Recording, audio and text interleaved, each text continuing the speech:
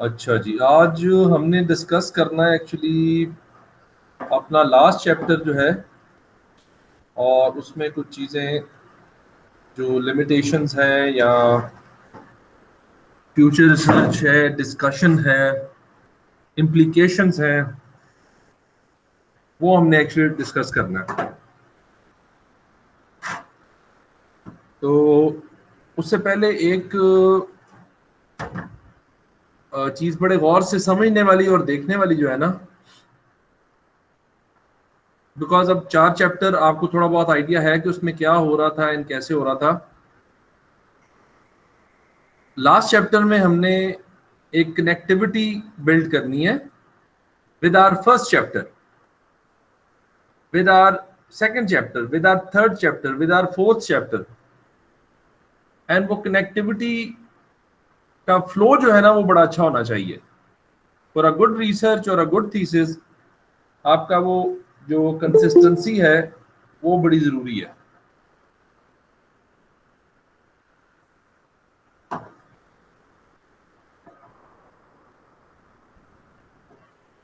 सो हमारा जो main topic है दैट इज लास्ट चैप्टर हमारा से भी बेहतर है।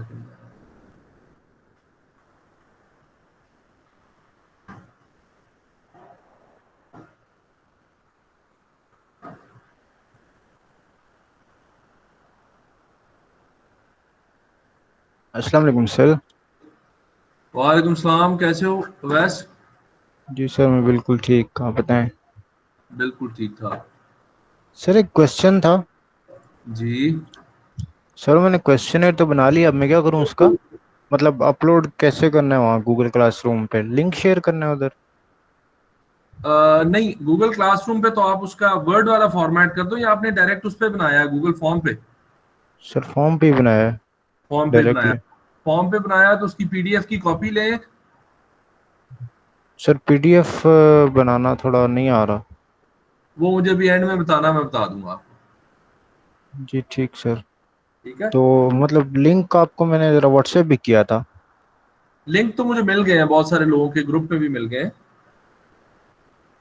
जी बस ठीक है फिर उस सर। पे पीडीएफ डाउनलोड करके ना, जी तो वो सर। बस भिजवा दो। और सर ये जो असाइनमेंट 3 और 4 है, इसमें लिटरेचर रिव्यू और ये सब कुछ, ये वो वहीं से कॉपी करके लिखना है या अलग से लिखना है? नहीं हो वहीं से कॉपी करके लिखना है।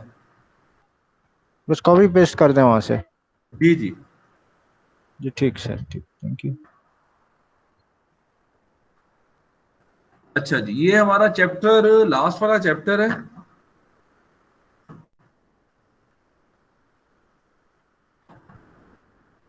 इसमें हमने जो हेडिंग्स देनी है वो ऑब्वियसली आपको पता ही है कि हमने डिस्कशन से स्टार्ट करना है, इम्प्लीकेशंस होंगी,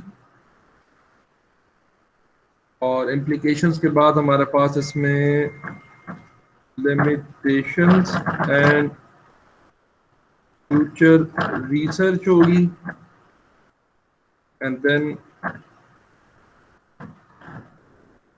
कंक्लूजन होगी।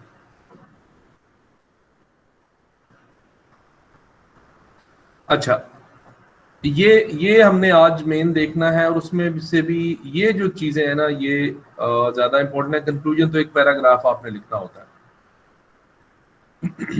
अच्छा, अब थोड़ी सी बात पहले कंसिस्टेंसी पे। इस चैप्टर को करने से पहले हम कंसिस्टेंसी पे बात कर रहे हैं। देखो, कंसिस्टेंसी का क्या मतलब है कि आपका जो थीसिस है या पेपर है, जो रिसर्च है, वो स्टार्ट से लेके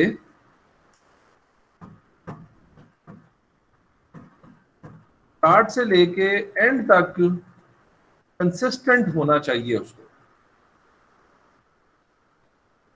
अब इसका एग्जैक्टली क्या मतलब है?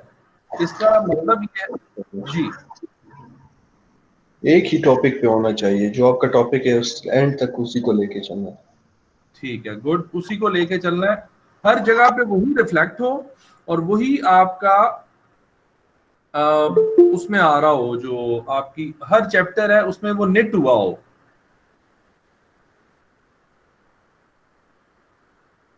निट होने का मतलब ये है कि जिस तरह आपने देखा जो स्वेटर एक बना होता है या एक कपड़ा बना होता है, उसका धागा एक ही होता है, कंटिन्यूस वही धागा चल रहा होता है, लेकिन उससे पूरा स्वेटर, पूरा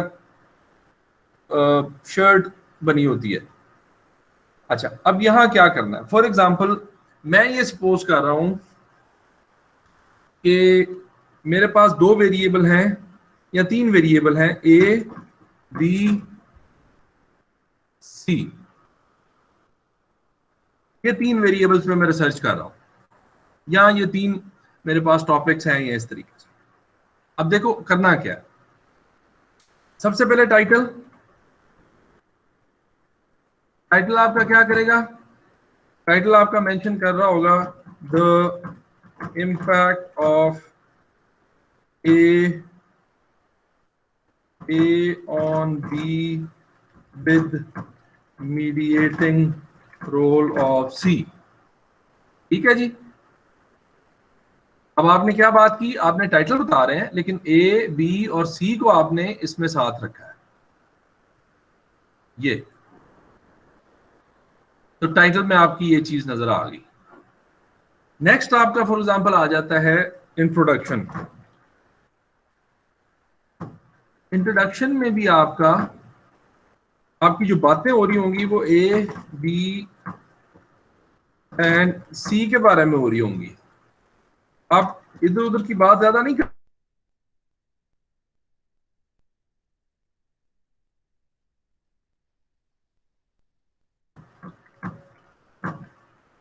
ऑब्जेक्टिव्स आपने लिखे, तो ऑब्जेक्टिव आप क्या लिख रहे हो?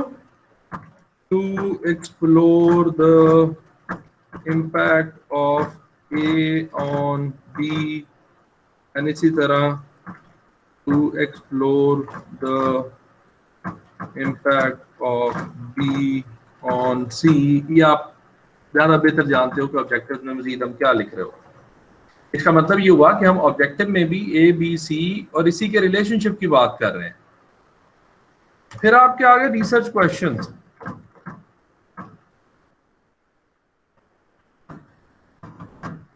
रिसर्च क्वेश्चंस आ गए जी। इसमें भी आपने क्या लिख रहे हैं? What is the impact of A on B and same B on C. ये लिख रहे होते हैं हम। इसका मतलब ये हुआ कि अभी तक देखो टाइटल, इंट्रोडक्शन, ऑब्जेक्टिव, क्वेश्चंस हमारे मिलते जुलते, मतलब एक ही चीजों के बारे में बात कर रहे हैं। आपको कई दफा ये फीलिंग आती है कि ये क्या अजीब अजीब हम एक ही बात को बार बार रिपीट कर रहे हैं। एक बात को रिपीट तो कर रहे हैं, बट ये कंसिस्टेंसी एक रिसर्च वर्क के लिए लाजमी है। सो रिसर्च क्वेश्चंस हमारे रिसर्च ऑब्जेक्टिव से मिलते हैं, रिसर्च ऑब्जेक्टिव हमारा इंट्रोडक्शन से मिलता है, हमारा इंट्रोडक्शन हमारे टाइटल से मिलता है, और कोई भी एक चीज, मतलब टाइटल जो है ये क्वेश्चन से भी मिलता है, और ऑब्जेक्टिव जो है वो इससे भी मिलता है। सो यहां हमने इंट्रोडक्शन के सेक्शन में देखा। फिर फॉर एग्जांपल हमने डेफिनेशन दी।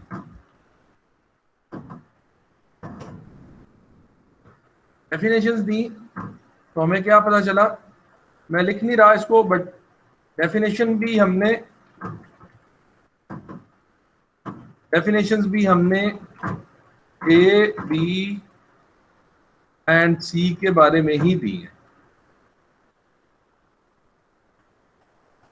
ये भी इससे मिलता जुलता ही है। तो आपने एक ही जो कंसिस्टेंट चीज है उसको बयान करते करते करते आप आगे चल रहे हैं। ठीक है। अब आ जाएं, फॉर एग्जांपल इसी चीज को आगे लेके चलते हैं। हमारा लिटरेचर का चैप्टर आ गया। लिटरेचर के चैप्टर में हम क्या कर रहे हैं? हम ए के बारे में बता रहे हैं, बी के बारे में बता रहे हैं, एंड सी के बारे में बता रहे हैं।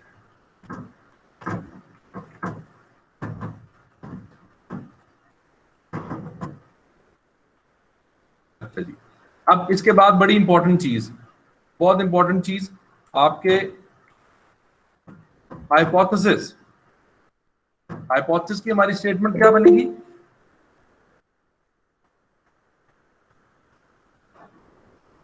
हाइपोथेसिस की हमारी स्टेटमेंट बनेगी A has a relationship with B, and इसी तरह बनेगी B has a relationship with C, and इसी तरह मीडिएटिंग हाइपोथेसिस बन जाएगा। लेकिन बात क्या हो रही है, A B C, because variables वो है ना। तो इसका मतलब ये हुआ कि हमारा टाइटल, इंट्रोडक्शन, क्वेश्चंस, डेफिनेशंस और हमारे लिटरेचर, स्पेशली हाइपोथेसिस, कंसिस्टेंट। ये कंसिस्टेंट चल रहे हैं। सर आप लिटरेचर व्यू पढ़ा रहे हैं? बच्चे नहीं, मैं पढ़ा रहा हूँ पूरे थीसिस की कंसिस्टेंसी, ओके। क्योंकि हमने 5th चैप्टर अभी डिस्कस करना है ना, ये वाला। आपने कोर्स लेट थोड़ा ज्वाइन किया इसलिए, तो मैं उससे पहले आपको जरा पूरे थीसिस का बता रहा हूं कि जरूरी, बहुत इंपॉर्टेंट चीज क्या है। बिकॉज डिस्कशन हम तब लिख सकेंगे, इम्प्लीकेशन तब, ये स्पेशली डिस्कशन तब लिख सकेंगे जब हमें ये कंसिस्टेंसी वाला आइडिया होगा। अच्छा जी, लिटरेचर रिव्यू में हमने हाइपोथेसिस बना लिया। इसके बाद हमारे पास आ गया फ्रेमवर्क। फ्रेमवर्क में जो हम बॉक्सेस बना रहे हैं, वो बॉक्सेस में क्या लिखा हुआ है?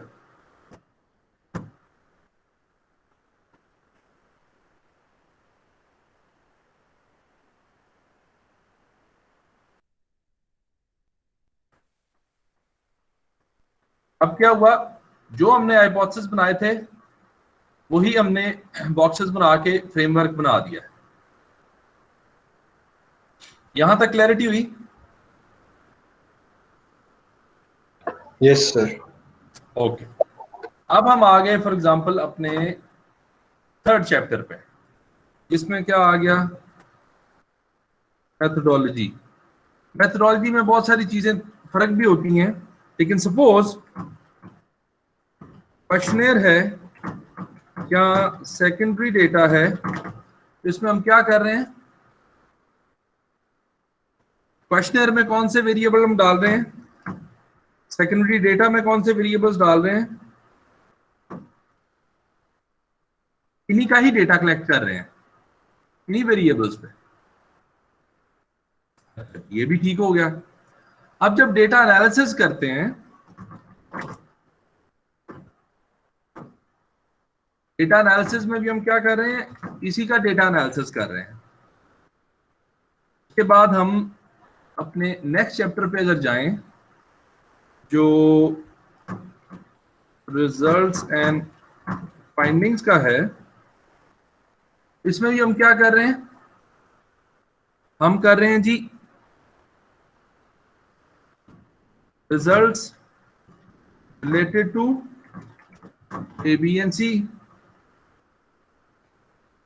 इसी तरह अगर आप ये चीज थोड़ी सी अब देखो कि यहां हाइपोथेसिस के जो रिजल्ट्स हैं वो कौन से हाइपोथेसिस हैं? वो वही हाइपोथेसिस हैं जो हमने यहां लिखे थे।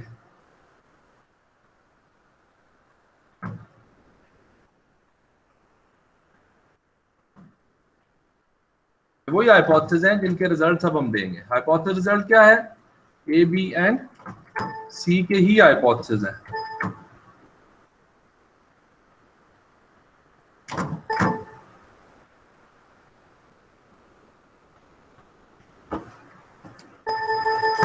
सॉरी जरा, तो ए बी एंड सी के ही हाइपोथेसिस हैं जिनके रिजल्ट्स भी हमने दिए हैं।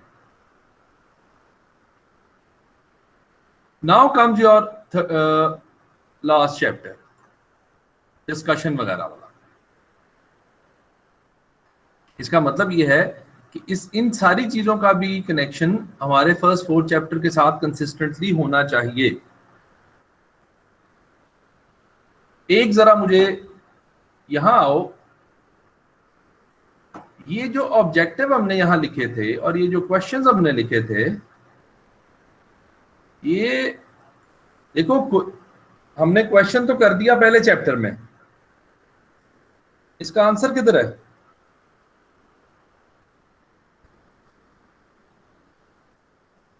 सर 4th चैप्टर में रिजल्ट। ठीक है, हमने कहीं बताया है कि रिजल्ट ये है? रिजल्ट तो खैर बता दिया है, बट कैसे ये आंसर किया है, ऑब्जेक्टिव कैसे अचीव किए हैं? सर ये प्रीवियस स्टडी को देख के भी आप चेक कर सकते हैं और हाइपोथेसिस से भी डिफाइन कर सकते हैं। वो तो ठीक होगी बात। हमने रीडर को इंट्रोडक्शन के चैप्टर में ये बताया कि हमारे कुछ ऑब्जेक्टिव्स हैं और हमारे जहन में कुछ क्वेश्चंस हैं। तो अब रीडर पढ़ता जा रहा है, उसको ये पता नहीं चला कि भाई किधर गए वो क्वेश्चंस, वो आंसर्स किधर गए जो शुरू में इसने पूछे थे अपने आप से या रीडर को बताए थे। मैंने पूछा what is the impact of A on B on C. मेरा ऑब्जेक्टिव था to explore the impact of A on B. Did I achieve my objective? Did I answer my question? ये जो बातें हैं जो कि सारी कंसिस्टेंट हैं ऑलरेडी, ये आपका यहां डिस्कशन में लिंक होती हैं। लिंक तो हो रही है शुरू से ही, लेकिन दोबारा डिस्कशन में लिंक होने शुरू हो गई है।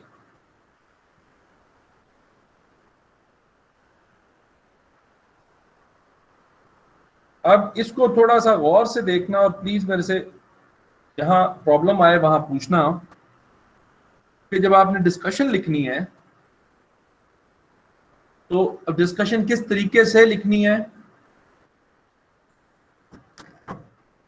उस पर हम बात कर लेते हैं। तो डिस्कशन लिखते वक्त आपका चैप्टर 5 शुरू हो गया है। आपने सबसे पहले क्या करना है, आपने बताना है main M of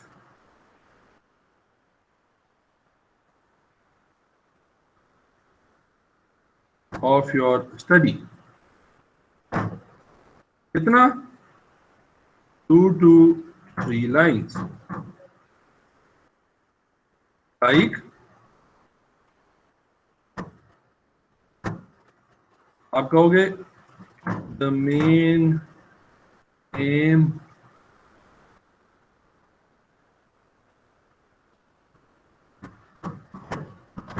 of the study was to analyze the impact of A on B with, ऐसे ही मैं जल्दी से जो भी लिखना हो आपने अपना पूरा ऑब्वियसली लिखना होगा।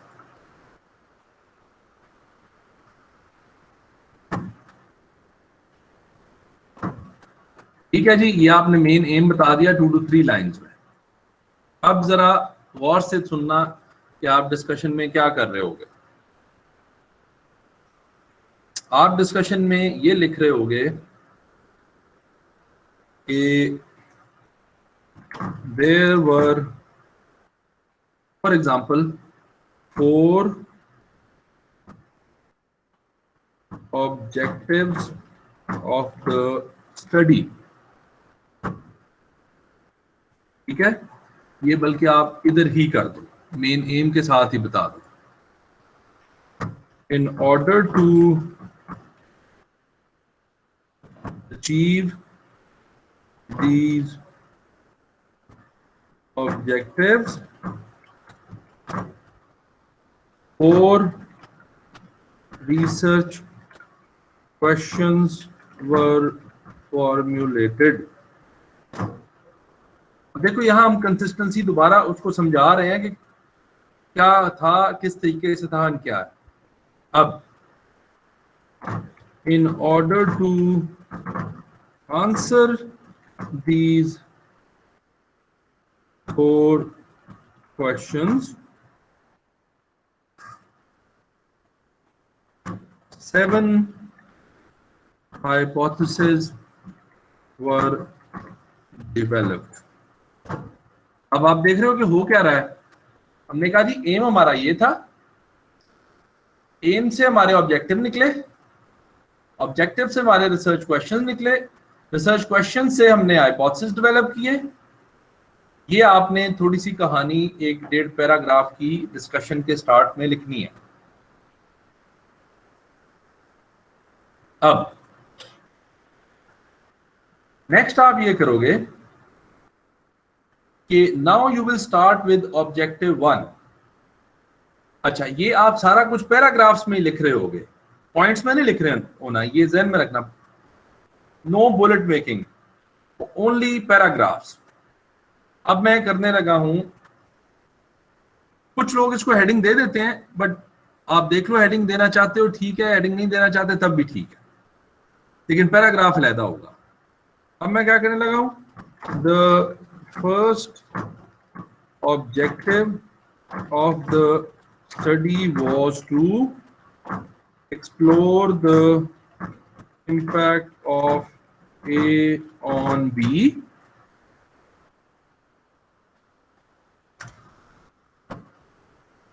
ठीक है जी।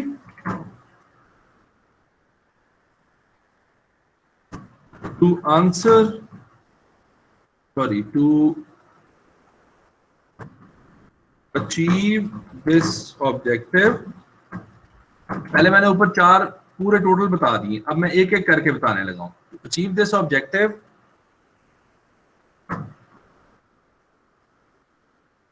Research question was formulated that, ऐसे आप अपनी उसमें लिख सकते हो, what is the impact of A on B,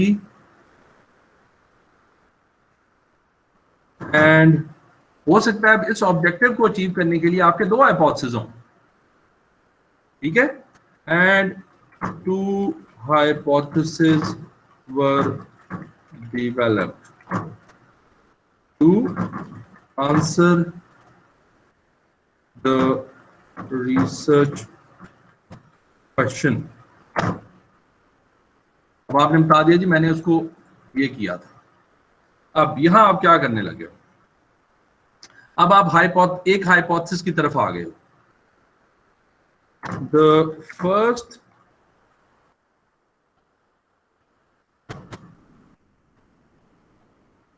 hypothesis was that there is a relationship between A and B.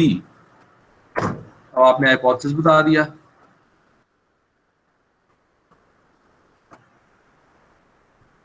अब हाइपोथेसिस बताने के बाद अब आप बताने लगे हो रिजल्ट्स। प्लीज यहां एक चीज ध्यान में रखना, यहां डिस्कशन में आपने किसी किस्म के कोई बीटास, कोई कोरिलेशंस वो मेंशन स्टैटिस्टिकली नहीं करनी। मतलब स्टैट्स की वैल्यू आपने नहीं देने लग जाना कि कोरिलेशन ये थी, ऐसे था, वैसे था। वो आप 4th चैप्टर में कर आए हुए हो। ये आपका डिस्कशन का चैप्टर है, इसमें मैथमेटिक्स, स्टैटिस्टिकल इक्वेशंस, स्टैटिस्टिक्स की वैल्यूज नहीं आएंगी, इसमें आपके वर्ड्स आएंगे सिर्फ, ठीक है। वो इसका ध्यान में रखना है। अच्छा, अब आपने कहा जी the results support this hypothesis. कोई नहीं यहां बताने की जरूरत, सिग्निफिकेंट है नहीं सिग्निफिकेंट, वो सारी बातें 4th चैप्टर में आप कर आए हो। अब यहां आपने क्या करना है कि यहां आपने अपनी मर्जी से डिस्कस करनी है चीजें। अच्छा, 4th चैप्टर में हम क्या कर रहे थे, 4th चैप्टर में हम लिख रहे थे रिजल्ट्स, ये वैल्यू आई, ये वैल्यू आई, ये वैल्यू आई, ये वैल्यू आई। इस वैल्यू का बिल्कुल शॉर्ट सा मतलब बता देते थे वहां कि इस वैल्यू का ये मतलब है, इस वैल्यू का ये मतलब है, इस वैल्यू का ये मतलब है, बहुत शॉर्ट। यहां आपके पास टाइम है कि आप इसको जितना मर्जी डिस्कस करो। यहां आपके पास वो खुला रूम है कि आप इसको डिस्कस करो। मसलन अगर सपोज कर रहे हैं हम कि ए और बी हमारा स्मोकिंग एंड हेल्थ है,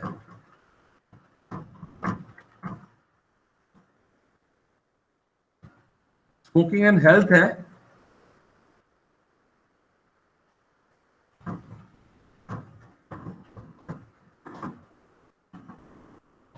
ठीक है। यहां अब आप जो भी आपका दिल है, जो भी आपको अच्छी बुरी चीजें लग रही हैं, यहां अब आप वो डिस्कस करो।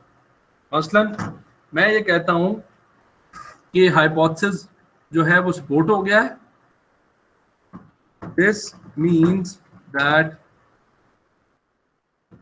Smoking can kill human beings.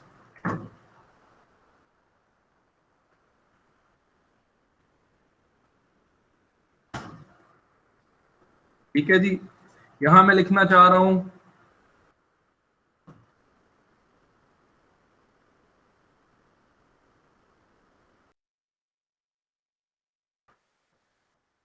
it should not be allowed in offices and public spaces। ये मैं ऐसी चीजें लिखता जा रहा हूँ जस्ट बताने के लिए।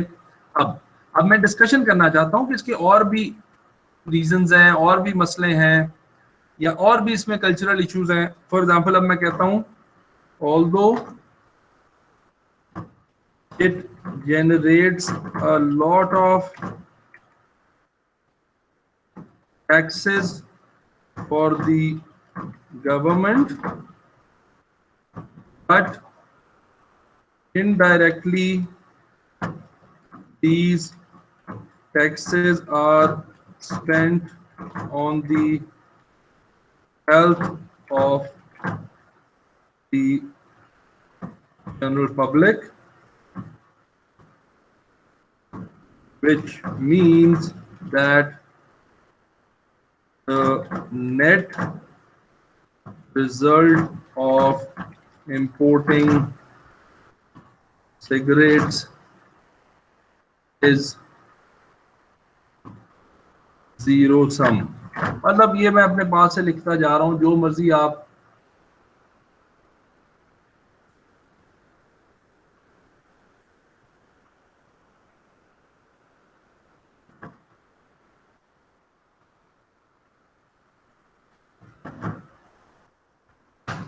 अच्छा जी, मैंने कहा कि ये कोई फायदे वाली चीज नहीं है। उससे हम वो करते हैं, टैक्स कलेक्ट करते हैं, लेकिन उसके साथ ही प्रॉब्लम ये आ जाता है कि वही टैक्स का पैसा हम उधर लगा देते हैं।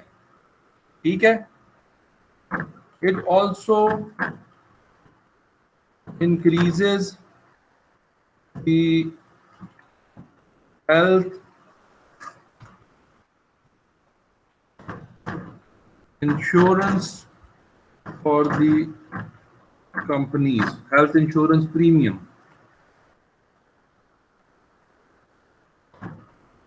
for the company। अब क्या कर रहा हूं मैं उस इन रिजल्ट्स के बारे में अपनी मर्जी से डिस्कशन करता जा रहा हूं। ये चीज मैंने कर ली, इसके बाद अब इंपॉर्टेंट चीज करने वाली मजीद इसमें क्या रहेगी, या हाइपोथेसिस पे जितनी भी मैं डिस्कशन और करना चाहूं मैं कर सकता हूं। इसके अलावा जो इंपॉर्टेंट चीज इसमें रहती है वो अब क्या है। अब यहां आपने बड़ा अपनी डिस्कशन कर ली, अब आपको थोड़ा सा जाना पड़ेगा यहां वापस, यहां हाइपोथेसिस। जब आपको याद है जब हम हाइपोथेसिस बना रहे थे तो मैंने आपसे कहा था कि हर हाइपोथेसिस के साथ आपने थोड़ा बहुत लिटरेचर लिखना है, because hypothesis is an educated guess. और एजुकेटेड गेस का क्या मतलब है कि आपने उसको पढ़ा और पढ़ने के बाद उसको आपने हाइपोथेसाइज किया कि ऐसा हो सकता है, ऐसा हो सकता है। इसका मतलब ये है कि कुछ स्टडीज जो थी वो आपके साथ मतलब आपके हाइपोथेसिस को सपोर्ट कर रही थी, उनके भी यही फाइंडिंग्स आई थी जो आपने हाइपोथेसाइज किया है। You will have to go back to the studies and यहां अगर आपका हाइपोथेसिस सपोर्ट हो गया है, अगर आपका हाइपोथेसिस सपोर्ट हो गया है तो आपने क्या करना है कि अब या नहीं हुआ जो भी है, आपने अपने रिजल्ट्स को प्रीवियस स्टडीज के रिजल्ट से मैच करना है। ये मैं दोबारा रिपीट कर रहा हूं जब आप ये डिस्कशन कर लो एक हाइपोथेसिस के बारे में, आपने अपने हाइपोथेसिस के रिजल्ट को प्रीवियस स्टडीज के हाइपोथेसिस के रिजल्ट से रिलेट करना है, चाहे वो उसके साथ कंसिस्टेंट है, चाहे वो उसके साथ इनकंसिस्टेंट है।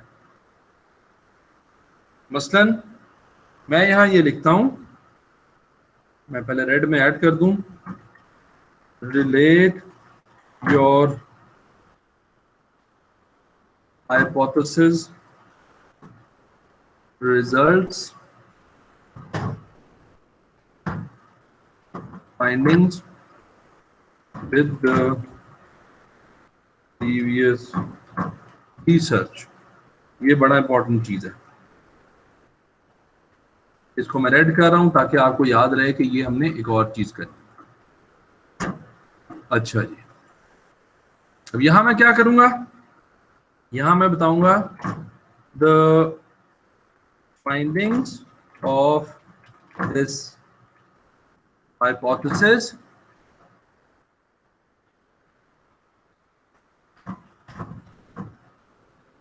are consistent with the results of, for example, John and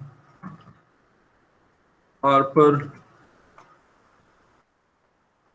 2017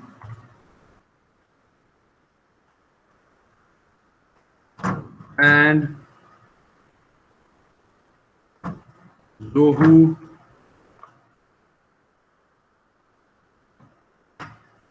2012। ऐसे मैंने कर दिया और इसको मैंने बता दिया जी जोहू 2012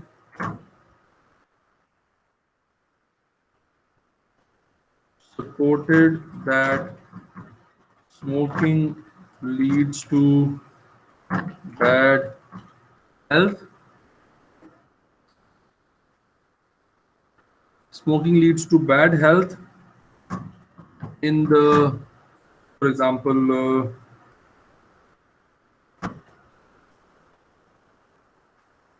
middle-aged male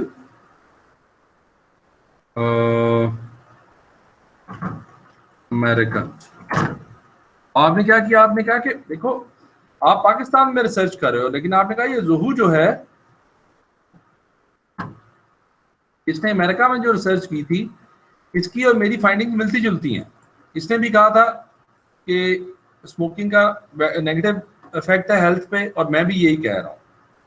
फिर आप इसमें जितनी मर्जी स्टडीज डालो, 4, 5, 6, 8 स्टडीज कम से कम डालो। फिर आपने कहा जी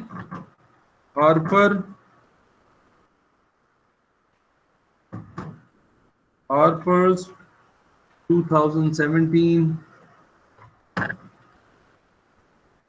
study concluded that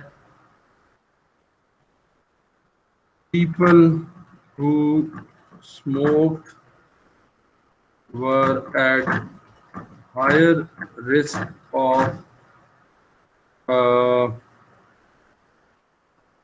cardio diseases than people who did not smoke।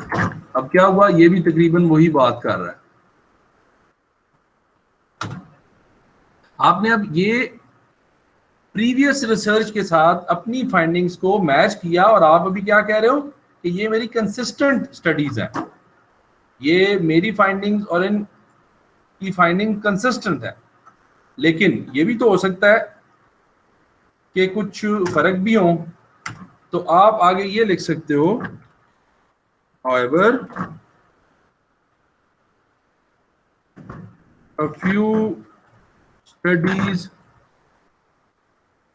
in the past research showed mixed results.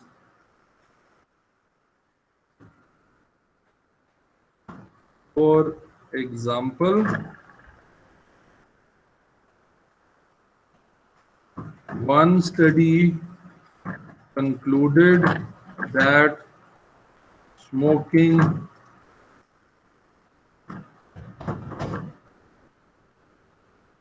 may also have some benefits for the diabetic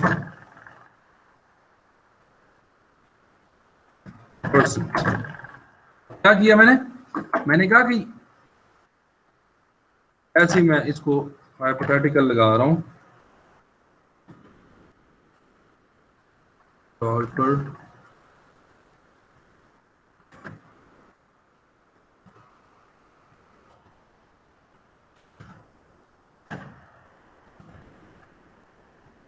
अब ये क्या किया मैंने कहा जी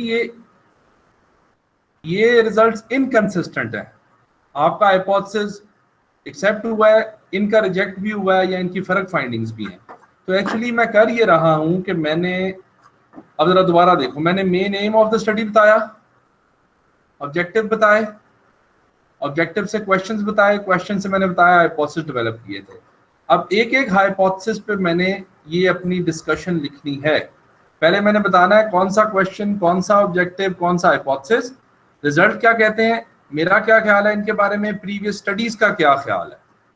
तो इस तरीके से आपने अपनी डिस्कशन में you will have to write about each and every hypothesis. यहां तक किसी का कोई क्वेश्चन है तो पहले बताएं। Excuse me sir.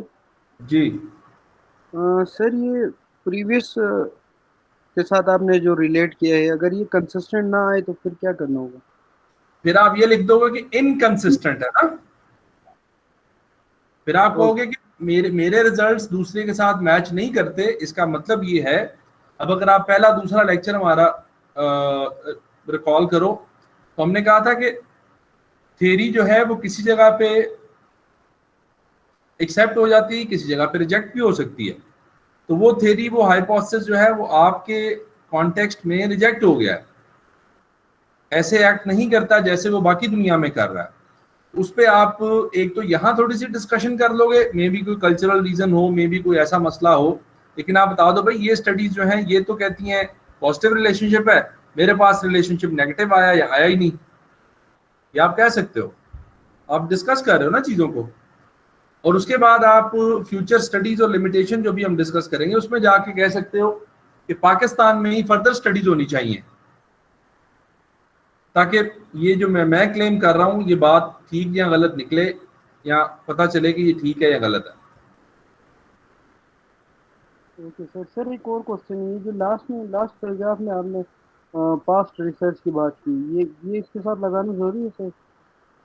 ये बहुत जरूरी है। तो मतलब हमें दूसरे और रिसर्च को पढ़ना पड़ेगा? नहीं, वो तो जारी बात है, पढ़ना पड़ेगा। मैंने इसलिए कहा था if you go back to your literature review, तो जब मैंने आपसे हाइपोथेसिस डेवलप कराए थे वहां लिटरेचर लिखा था ना जो सपोर्ट करता था। Yes sir. वो लिटरेचर ही उठा के इधर लिख दो, कोई मसला नहीं फिलहाल के लिए। Okay sir. उसी पेपर में हो गए सारी चीजें।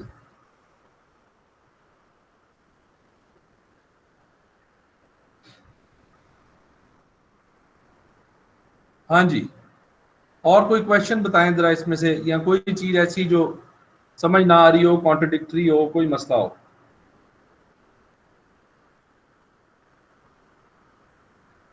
सर क्वेश्चन है, जी जी, मतलब जो रेफरेंसेस हम देते हैं, अगर हमारी स्टेटमेंट किसी दूसरे से मैच कर लिया तो उसको रीचेक कर सकता है वापस जो हमारा मतलब जो सॉरी क्या कर सकते हो? आपकी आवाज क्लियर नहीं आ रही।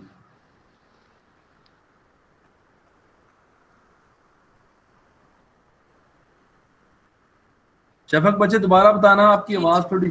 जी सर, मैं ये कह रही थी कि जो रेफरेंस हम देते हैं ना, अगर हमारी कोई स्टेटमेंट किसी दूसरे रिसर्चर के साथ मैच हो रही है जी जी, तो उस स्टेटमेंट को भी वापस रीचेक कर सकते हैं जो भी हमारा सुपरवाइजर होंगे या जो भी हमारे हाँ टीचर्स देखो ये तो है। अब बहुत सारे बच्चे ये समझते हैं, पता प्रॉब्लम क्या होती है। पहली बात, यस चेक कर सकते हैं, पहला तो आपका जवाब ये। दूसरी बात, जिन लोगों ने भी थोड़ा बहुत काम किया होता है ना, जो भी इवैल्यूएटर्स होते हैं, अगर किसने रिसर्च प्रॉपर की हो उसको बहुत सारी रिसर्चेस का वैसे ही पता होता है, उसके फिंगर टिप्स पे होती हैं चीजें। मसलन आप अगर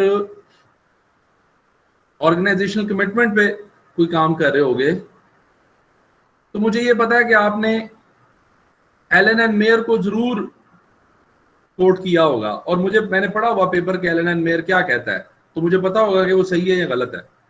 अगर आप अब्यूजिव सुपरविजन पे कर रहे हो तो आप डेफिनेटली टैपर का नाम जरूर उसमें लिखोगे, या टैपर ही मेन उसमें इन्फ्लुएंशियल बंदा है जिससे ज्यादा पेपर लिखे हैं। आप ब्यूरोक्रेसी पे लिखते हो, आप इनोवेशन क्रिएटिविटी पे लिखते हो, तो मुझे पता है कि एमा बाइल बड़ी फेमस राइटर है और उसने कौन कौन से पेपर लिखे हैं और उसकी फाइंडिंग्स क्या क्या हैं।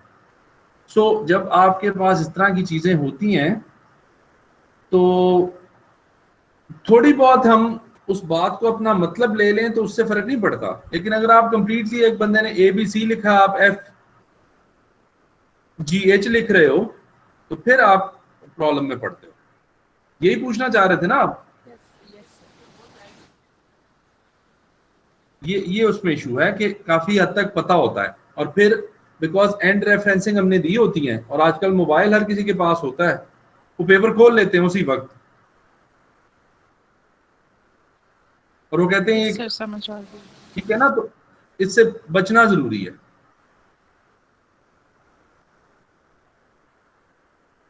हाँ जी, यहां तक डिस्कशन तक किसी को कोई प्रॉब्लम आ रही हो, कोई मसला आ रहा हो?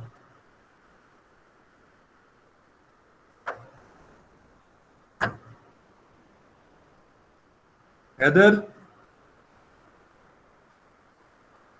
सर समझ आ गई है सर सारी। गुड, फिर तो इसका मतलब सबको समझ आ गई। हाँ जी उस्मान, समी? सर काफ़ी चीज़ें क्लियर हो गई, समझ आ गई सर। मेन समझ आएगी जब आप लिखोगे इसको। जी सर। बिल्कुल सर। सर ये अगर ABC पे काम करूंगा तो फिर तो बहुत ज्यादा लिख लूंगा, लेकिन थीसिस में बड़ा मुश्किल हो जाता है सर। इसकी तो बहुत चाहिए सर। जब आप किसी भी चीज पे काम शुरू करोगे तो वो ABC बन जाएगी कुछ टाइम में। ये तो है। ठीक है ना, जब आप छोटे थे आपको मोटरसाइकिल गाड़ी नहीं चलानी आती थी, अब्बू का नाम नहीं पता था, जी अभी सब कुछ नहीं पता सर, है। ये ABC से अंडरस्टैंडिंग बहुत ज़्यादा क्लियर हो गई है, क्योंकि सिंपल है, आपको पता चल जाता है कि आपके वेरिएबल्स कौन से हैं। ABC को आपने अपने वेरिएबल से रिप्लेस कर देना बस। मतलब वही ना, अपने एक्चुअली मेरा बताने का मेन मकसद ये था, और ये बहुत सारे लोगों को ये आइडिया नहीं होता कि कंसिस्टेंसी कैसे डेवलप करनी है। ये बहुत इंपॉर्टेंट चीज है। ये आपके थीसिस में हो तो पढ़ने वाला बंदा राजी हो जाता है कि नहीं इसको पता है कि क्या किया हुआ। And this is where you are actually achieving your objectives and answering your questions in the discussion part. Sir ये चीज कॉपी पूछनी थी आपसे। हमें सेंड कर दे व्हाट्सएप पे या ये मैं आपको स्लाइड सेंड कर दूंगा, वो कोई मसला नहीं। हाँ जी सर जो मेरा क्वेश्चन ये ना, मैंने उसको लिंक्डइन पे वो किया, शेयर किया, तो उस पे वहाँ से मतलब वो लोग फॉर्म फिल कर रहे हैं, तो सर वो मतलब ऑथेंटिक होगा, ठीक होगा या सिर्फ स्टूडेंट से करवाना है? फिलहाल ठीक है, कोई मसला नहीं, इसलिए कि एटलीस्ट आपके पास डेटा आ जाएगा ना, आप एनालिसिस तो करना शुरू कर सकते हो फिर। सर जी सर आपके रिस्पॉन्सेज कितने होने चाहिए, मतलब मिनिमम? 150-200 तो फिलहाल हो। सर इतना तो मुश्किल है सर। कोशिश करो, हो जाएंगे। सर मेरे अभी 50 हुए हैं। कितने हुए? सर 50 हुए हैं। बड़ी अच्छी बात है, तो कम नंबर तो नहीं है, बड़ी जल्दी बड़ा अच्छा हो गया सर हमारी रिजल्ट। ठीक ठीक। आपको चैप्टर 4 डेटा एनालिसिस की बात कर रहे हो ना? Yes sir, yes sir. अब देखो जरा फर्क मैं आपको बताता हूँ क्या है डिस्कशन में, या जो चैप्टर 5 है और चैप्टर 4 में फर्क क्या है। चैप्टर 4 आपका डेटा एनालिसिस एंड रिजल्ट्स हैं, जो चैप्टर 5 है वो डिस्कशन है। अब फर्क जरा देखना, फिर आपको समझ आएगी। फॉर एग्जाम्पल एक क्लास है जिसमें को 15-20 बच्चे हैं, और आप उस क्लास में ये पूछते हो कि यार हाईएस्ट सीजीपीए के क्या हालात हैं, सीजीपीए या क्लास का रिजल्ट क्या आया। चलो आपकी क्लास है, आपकी क्लास में फॉर एग्जांपल 12 लोग हैं और आप पूछते हो जी रिजल्ट क्या आया सर। मैं कहता हूं कि रिजल्ट ये आया है कि 2 बच्चों के एज आए हैं, 2 बच्चे फेल हो गए हैं और बाकी जो 8 बच्चे हैं उनमें से 4 के बी प्लस हैं और 2 के बीज हैं और 2 के सी प्लस हैं। ये जो बात मैंने की है ना अभी तक, ये मैंने चौथे चैप्टर में बतानी है, वैल्यूज बतानी है और थोड़ी सी बात बतानी है। देखो इससे पिक्चर तो क्लियर होगी ना आपको रिजल्ट के क्या हालात हैं।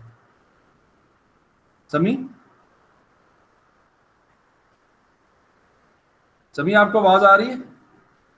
यस सर, आ रही, मैं सुन रहा हूँ। अच्छा, ये देखो पिक्चर क्लियर हो गई है ना? Yes sir. कि क्लास के हालात क्या हैं सीजीपीए वाइज। लेकिन यहां ये पता चला है कि क्यों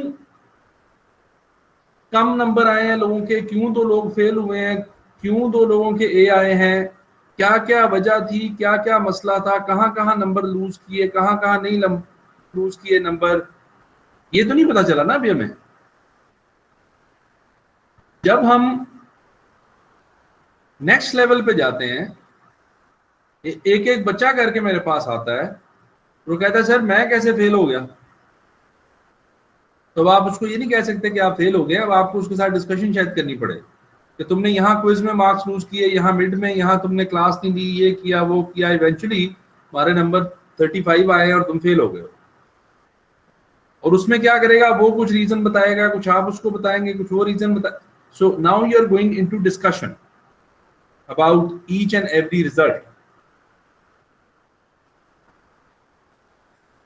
इसी तरह जो आपके डेटा एनालिसिस का पार्ट है, 4th चैप्टर है, उसमें आपने बता दिया भाई ये रिजल्ट आए हैं और सपोर्ट हुआ, हाइपोथेसिस नहीं सपोर्ट हुआ, रिलेशनशिप है नहीं है, सिंपल सी बात।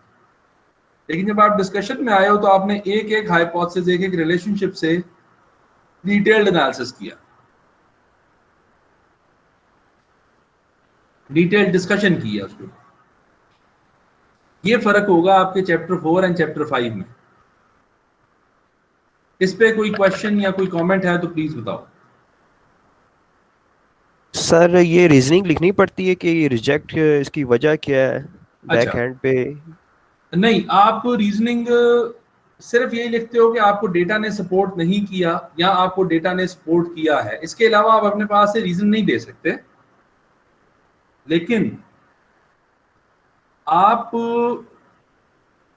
में लिख सकते हो कि there might be this thing because of which this thing happened.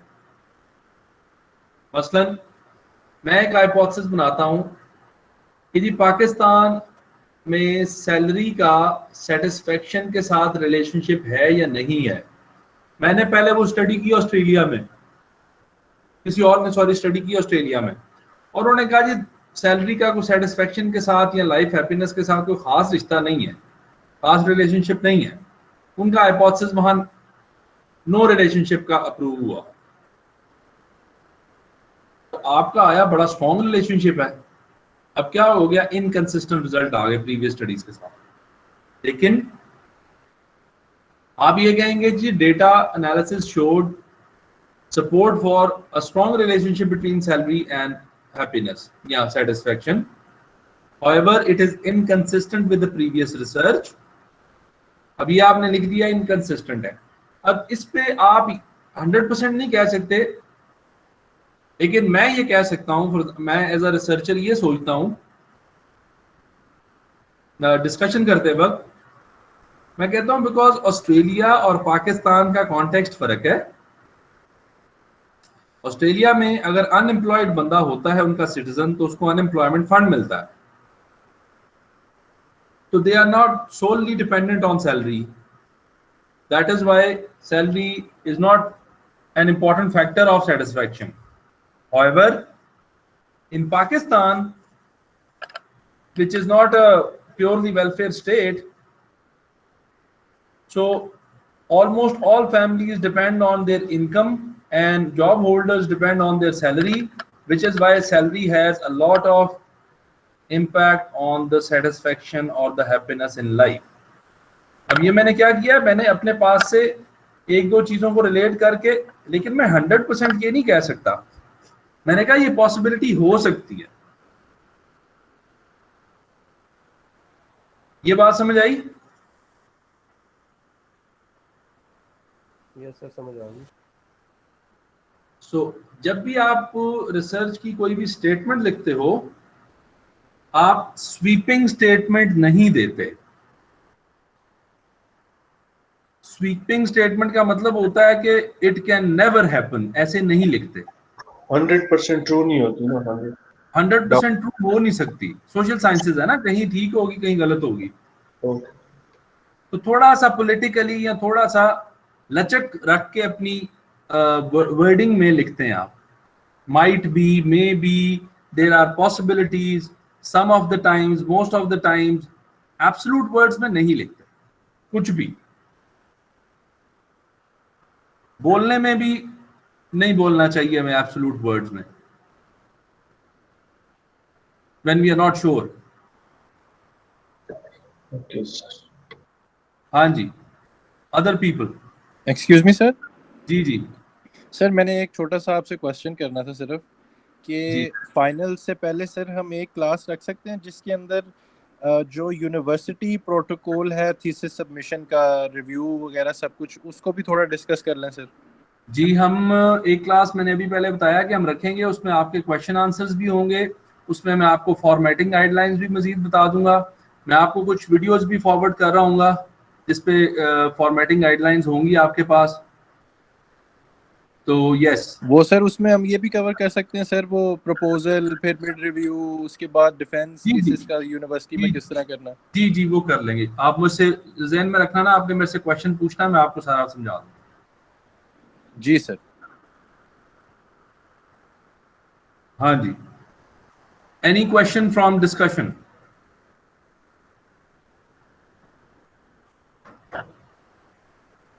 Implications. Implications का पहले तो मतलब जरा देखो,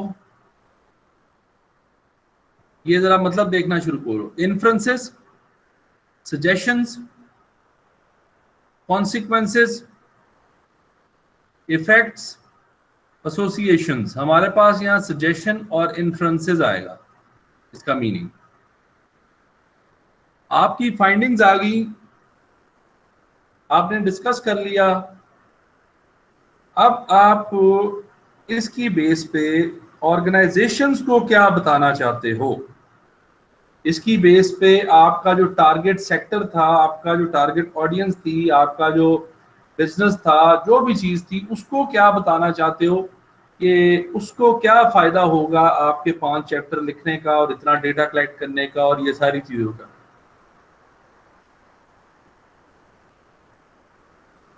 तो आप एक्चुअली यहां मेंशन करोगे what is the benefit to the business और अदर ऑर्गेनाइजेशंस और society, etc. What is the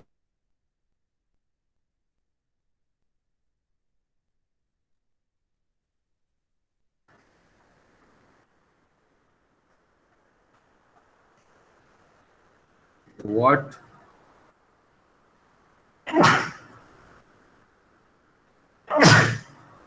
sorry, अच्छा क्या आप बताएंगे, what are the suggestions for the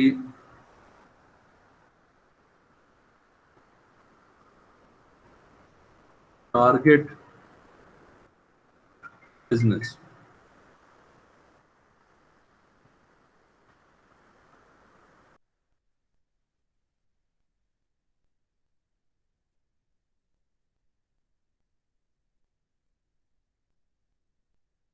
अच्छा जी, लेट्स गो टू इम्प्लीकेशंस। आवाज आ रही है आप सबको? जी सर। ओके, मेरी रजिस्ट्री ऑन हो गई है। Excuse me sir. फैकल्टी के लिए ऑन हो गई है ना? ओह अच्छा, चलो फिर हाँ, ठीक है। और हम लोग आ रहे हैं, आप आज से रेगुलर हो गए हैं इधर। Excuse me sir. जी जी सर मैंने आपको भेजा था कल क्वेश्चनर, जी वो असाइनमेंट में अपलोड कर दूं सर? जी, प्लीज कर दें। सर वो सही है ना सर? जी जी, मैंने आपको जवाब नहीं दिया था? सर जवाब दिया था लेकिन वो एज ए असाइनमेंट सही है ना? हाँ हाँ बिल्कुल ठीक है, वो अच्छा था। सर जी, सर मुझे तो जवाब भी नहीं दिया था। आपने दोबारा पूछा ही नहीं होगा। चलो आपने मैसेज करके कोई डिलीट कर दिया। नहीं, जिनके लिंक्स आए हैं उनको तो मैंने जवाब नहीं दिया, लेकिन जिसका कोई क्वेश्चनर था उसने कहा कि चेक कर दें, वो मैंने जवाब दिया। जी सर। Excuse me sir. जी जी सर ये जो क्वेश्चनर वाली असाइनमेंट है, सर ये पूरा क्वेश्चनर उठा के लिंक वो उसमें पेस्ट कर दें, जी बस। और सर उसके रिस्पॉन्सेज भी ऐड करें या ना करें? नहीं नहीं, रिस्पॉन्सेज अभी क्यों ऐड करने हैं, अभी ठहर, जो रिस्पॉन्सेज का नहीं अभी issue. Okay sir. Sir sir वो तो लिंक ही आएगा, खाली लिंक ही हम कॉपी पेस्ट कर सकते हैं। नहीं, लिंक कॉपी पेस्ट ना करो ना, लिंक में कई दफा चलता नहीं, उसको पीडीएफ में डाल के मैं भी आपको दिखाता हूँ कि कैसे उसको पीडीएफ में कन्वर्ट करते हैं। सर वर्ड पे अपलोड नहीं कर सकते? वर्ड को अपलोड कर सकते हो, बिल्कुल कर सकते हो। और कुछ लोगों ने वर्ड पे नहीं, डायरेक्टली गूगल फॉर्म पे बनाया ना, जी जी सर। उनके लिए कह रहा हूँ वो पीडीएफ कर दें। सर मेरे पास वर्ड पे भी हो और वो दूसरा गूगल फॉर्म पे भी है, कौन सा अपलोड करूं? जिनके पास वर्ड का है वो तो वर्ड का करें। Okay sir, thank you. Okay, so implications में आपने वो चीजें बतानी है कि जो आप समझते हो कि मैनेजर्स को या बिजनेस को या जिन लोगों को पे भी आप रिसर्च कर रहे थे, उनको जो भी आपकी फाइंडिंग्स का फायदा हो रहा है वो आपने इधर एक्चुअली बताना है। ठीक है, इसमें कोई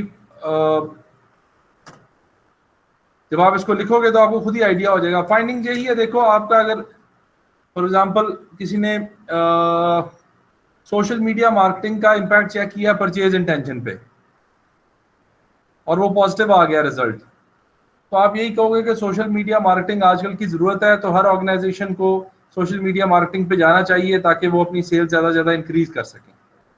अगर किसी ने सेलिब्रिटी इंडोर्समेंट किया है और उसको आ गया कि हाँ सेलिब्रिटी इंडोर्समेंट से फ़ायदा होता है, तो वो बताए जी जब भी आप ऐड बनाएं तो कोई सेलिब्रिटी को लाजमी साथ इंडोर्स करें ताकि सेलिब्रिटी आपके ब्रांड को इंडोर्स करे ताकि आपको फ़ायदा हो जाए।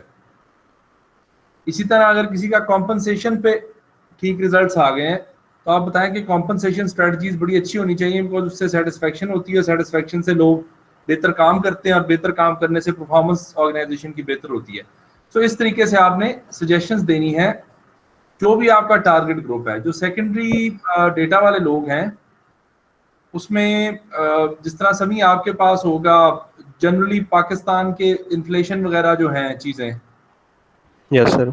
तो आप स्टेट को भी सजेशन दे सकते हो कि इन्फ्लेशन को कैसे मैनेज करें, जीडीपी का क्या करें, क्या जीडीपी का इम्पैक्ट है नहीं है, ये सारी चीज़ें आप सजेशंस में डाल सकते हो।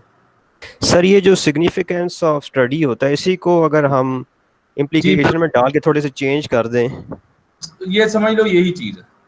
फिलहाल लेवल आपके लेवल तक ये ठीक बात है जो आपने भी की है। सिग्निफिकेंस में आप बता रहे होते हो कि क्या फायदा हो सकता है, ठीक है, आपकी स्टडी का। Yes sir. इम्प्लीकेशंस में आप बता रहे होते हो कि क्या करेंगे जिससे ये फायदा होगा।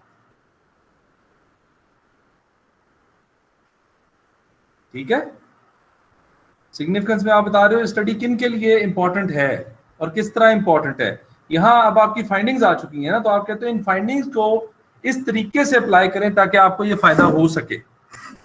ये एक डिफरेंस आ जाता है।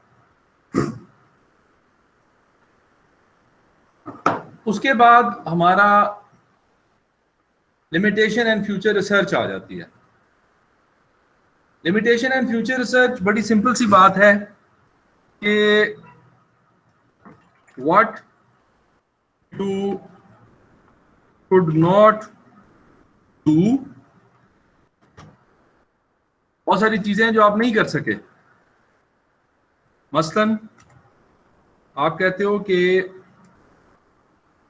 Data was collected from Islamabad, Rawalpindi only.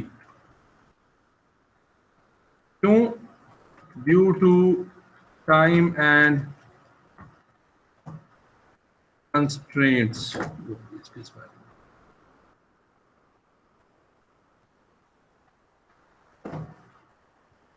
अब आप देखो, ये लिमिटेशन है आपकी ये वाली ना, कि आप डेटा कलेक्ट नहीं कर सके, टाइम आपके पास लिमिटेड था। इसी से आप फ्यूचर रिसर्च क्या निकाल सकते हो? Future research should be done on sample from other cities of Pakistan. क्या किया आपने? अपनी लिमिटेशन बताई, साथ ही फ्यूचर रिसर्च निकाल ली उसमें से। दूसरा मैं कहता हूं the study was quantitative in nature and collected data in numbers only. ठीक है जी, इससे फ्यूचर रिसर्च क्या निकलेगी? अगर आप में से कोई बताए।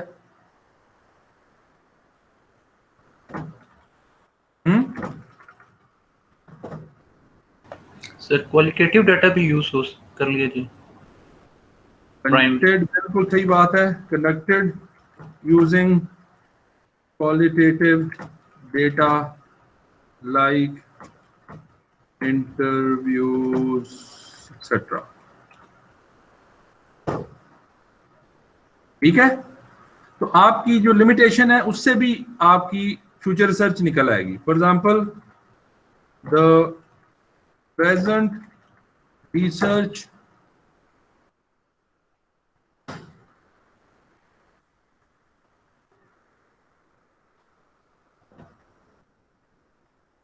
is cross-sectional in nature and future research can investigate the longitudinal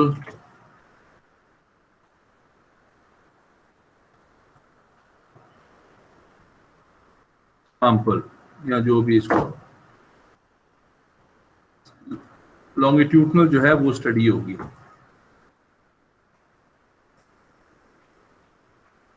hello जी जी,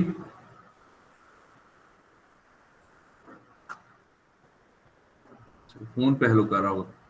सो यहाँ क्या हो रहा है, आपकी अपनी जो लिमिटेशंस हैं उसी से आप फ्यूचर रिसर्च निकालते जा रहे हो। फिर और क्या हो सकता है? फॉर एग्जांपल आप ये कह सकते हो द सर टाइम फ्रेम के बारे में कह सकते हैं कि 10 ईयर का है तो 20 ईयर का ले सकते हैं। बिल्कुल, टाइम फ्रेम के बारे में कह सकते हो। आप किसी पर्टिकुलर वेरिएबल पे भी डिस्कस कर सकते हो। लिमिटेशन के compensation variable was taken as a composite variable, which means कि आपने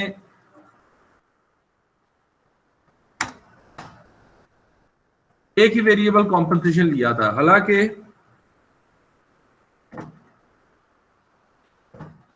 future research can take other dimensions of compensation,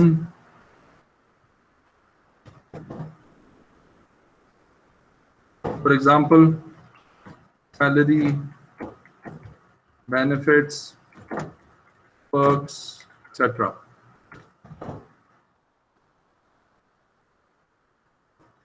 ठीक है, सो अब आपने क्या तरीका क्या है आपका?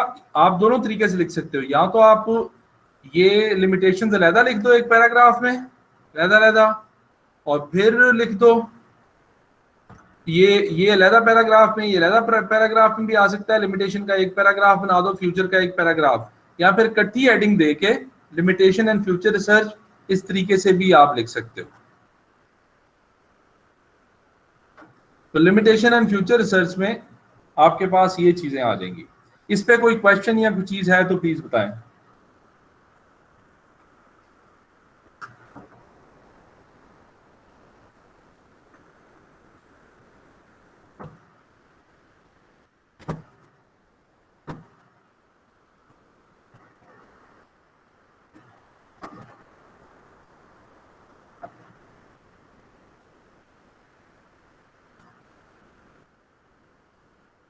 हाँ जी,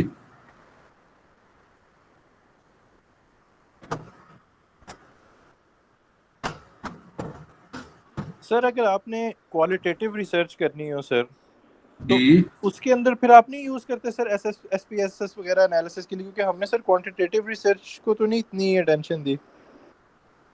क्वालिटेटिव में आप ये नहीं यूज करते। क्वालिटेटिव में इंटरव्यूज होते हैं और उसके लिए फिर आप दूसरे मेथड्स यूज करते हो। तो सर हम यूनिवर्सिटी के थीसिस के लिए क्वालिटेटिव नहीं कर सकते रिसर्च? बिल्कुल कर सकते हो। थोड़ा सा प्रॉब्लम ये होता है कि क्वालिटेटिव टाइम कंज्यूमिंग बहुत ज्यादा होती है और उसका एनालिसिस थोड़ा सा मुश्किल होता है, बिकॉज वर्ड्स का एनालिसिस होता है ना। मुश्किल नहीं, बस तरीका होता है। मसलन इंटरव्यूज जो है वो कंडक्ट करना, उनको ट्रांसक्राइब करना, ट्रांसलेट करना, फिर उससे थीम्स वगैरह निकालना, वो एक जरा टीडियस मेथड है। उसके लिए अगर आप कहोगे तो मैं आपको पेपर भिजवा दूंगा अपना, उसको थोड़ा सा पढ़ के देखना कि कैसे आप कर सकते हो। ठीक है sir, that would be great. हाँ, मुझे व्हाट्सएप पे चाहे बता देना, मैं आपको लिंक भिजवा दूंगा या पेपर भिजवा दूंगा।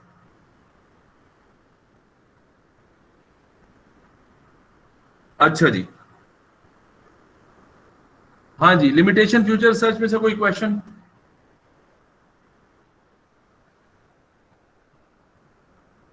No sir. ओके, अब हमारे पास है एब्स्ट्रैक्ट। एब्स्ट्रैक्ट आपका जब आपकी स्टडी खत्म हो जाती है एक्चुअली, तब आप एब्स्ट्रैक्ट लिखते हो। इसके लिए मैं अभी भी आपको डिटेल में समझा रहा हूं और आपको एक वीडियो का लिंक भी भेजूंगा, प्लीज उसको भी देखना। और फिर अगर कोई क्वेश्चन हुआ तो नेक्स्ट क्लास के लिए आपने मुझे क्वेश्चन भी करना। एब्स्ट्रैक्ट जो है ये इसलिए लिखा जाता है, अच्छा पहली बात, it is written after the completion of research but presented in the beginning of the research report।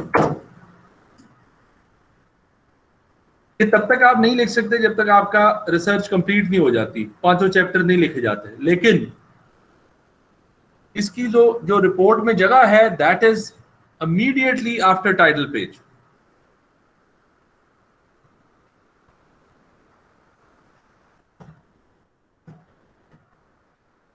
आप कहां प्रेजेंट करते हो इसको? आप इसको टाइटल पेज के फौरन बाद जो है आप इसको लिख रहे हो। सर ये सेम एज एग्जीक्यूटिव समरी है सर? जी बिल्कुल।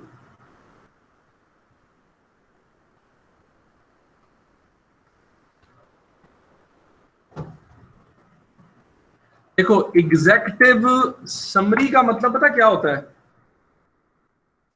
आपने बहुत सारा कोई काम किया, आपने 100 सफ़े की एक रिपोर्ट लिखी है और वो 100 सफ़े की रिपोर्ट जो है उसमें बहुत सारी चीजें आपने इन्वेस्टिगेट की हैं, डेटा कलेक्ट किया है, लोगों से बातें की हैं, सब कुछ की। अब आप तो शायद फ्री थे या आपका तो वो काम था रिपोर्ट लिखना। जो आपका एग्जीक्यूटिव है, जो आपका टॉप बॉस है, उसके पास तो इतना टाइम नहीं है कि वो पूरे 100 के 100 पेजेस पढ़ेगा। तो आप उसके लिए उस 100 सफ़े की रिपोर्ट की एक समरी बना देते हो ताकि जब एग्जीक्यूटिव के पास वो पूरा डॉक्यूमेंट जाता है तो वो 1 सफ़ा 1.5 सफ़े की समरी पढ़े और पूरी रिपोर्ट उसको समझ आ जाए। फिर अगर उसको कोई प्रॉब्लम है, कोई क्वेरी है, कोई क्वेश्चन है उसका, तो रिपोर्ट मजीद पढ़ेगा, अदरवाइज समरी से उसको क्लैरिटी आ जाएगी। एग्जीक्यूटिव समरी, एग्जीक्यूटिव समरी आप बिजनेस रिपोर्ट्स के लिए लिख रहे होते हो। Yes sir. एब्स्ट्रैक्ट आप रिसर्च पेपर्स या थीसिस के लिए लिख रहे होते हो। बात वही है। अब एब्स्ट्रैक्ट जो है वो आपके पूरे 5 चैप्टर्स की समरी है। अच्छा, अब क्यों हम ये लिख रहे होते हैं, इसके बहुत सारे रीजन हैं। पहला रीजन कि अगर आपका पेपर, आपका थीसिस किसी बंदे ने पढ़ना है, अब अगर उसके काम का है या नहीं काम का, उसको कैसे पता चलेगा? उसको तब पता चलेगा जब वो एब्स्ट्रैक्ट पढ़ेगा। और जैसे ही वो एब्स्ट्रैक्ट पढ़ेगा, अगर उसको एब्स्ट्रैक्ट में ये बात समझ आई कि हाँ मेरे काम का पेपर है, तो वो अपना टाइम पूरा ज़ाया करेगा। अदरवाइज वो वहीं एक पेज पढ़ के तो आपका पेपर आगे मजीद शायद ना पढ़े।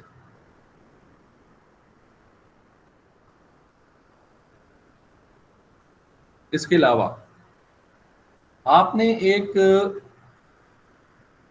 समराइज कर दी अपने रिसर्च फाइंडिंग्स या रिसर्च का पूरे 5 चैप्टर, 4, 5, 6 जितने भी चैप्टर्स जिस भी रिसर्च टाइप में होते हैं, ताकि अगर किसी रीडर के पास टाइम कम है तो एटलीस्ट वो मेन जिस्ट आपके पेपर की पढ़ ले और उसका फायदा हो जाए। तो बहुत सारे रीजंस की वजह से आपको एब्स्ट्रैक्ट या एग्जीक्यूटिव समरी लिखनी होती है। आपने एब्स्ट्रैक्ट ही लिखना है, आपका वर्ड जो यूज होगा वो एब्स्ट्रैक्ट ही यूज होगा। ये प्रेजेंट होता है टाइटल पेज के फौरन बाद, लिखा जाता है जब आपकी कंप्लीशन ऑफ रिसर्च हो जाती है। अब इसके मेन पार्ट्स जो हैं वो क्या क्या होंगे? इसके मेन पार्ट्स में आपने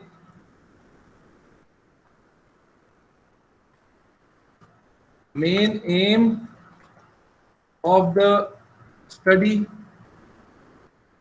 ये इसका फर्स्ट पार्ट होगा।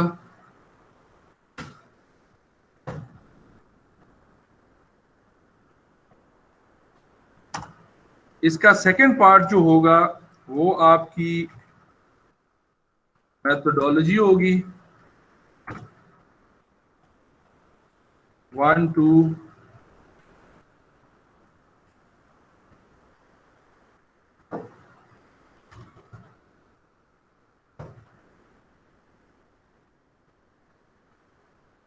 1 to 2 लाइन्स,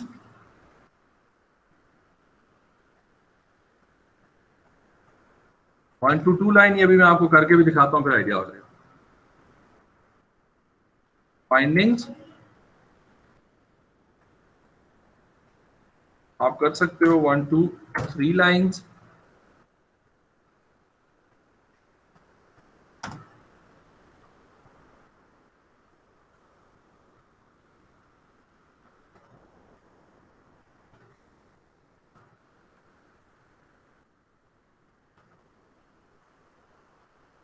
ये होगा। इसके वर्ड्स कितने होंगे?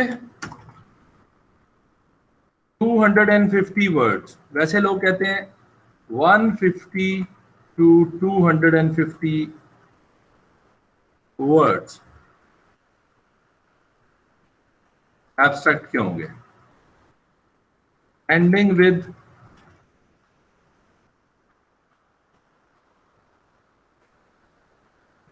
कीवर्ड्स। ये मैं आपको भी बताता हूँ कि क्या। अच्छा जी, ये इसके 4 पार्ट्स हैं।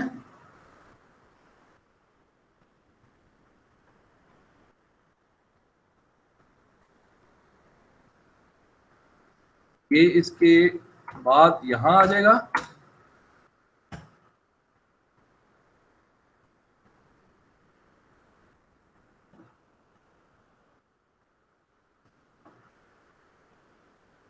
इसमें आपने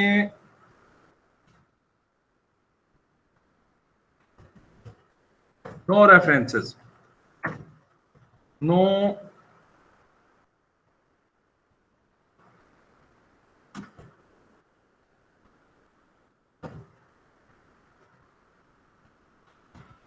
कोई नंबर्स नहीं आएंगे, मतलब कि आप डेटा बताने लग जाओ और कोरिलेशन बताने लग जाओ, रिग्रेशन बताने लग जाओ, वो चीजें इसमें नहीं आएंगी, रेफरेंसेस नहीं आएंगे। अब इसको हम थोड़ा सा जरा प्रैक्टिकली करके देखते हैं कि ये कैसे होगा। मैं एब्स्ट्रैक्ट लिखने लगा हूं और ये 4 चीजें जरा ज़हन में रखना, ये वाली 4, और एंड में मेरे पास था ये keyword.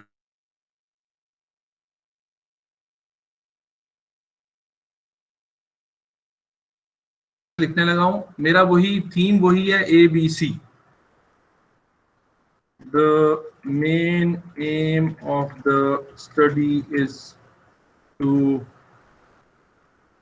analyze the impact of A on B with the mediating role of C। ये कर दिया जी, ये मैंने एक लाइन में अपना एम बता दिया, एक ही पैराग्राफ होगा ये, इसको यहां ये भी मैं आपको बता दूं, only one paragraph।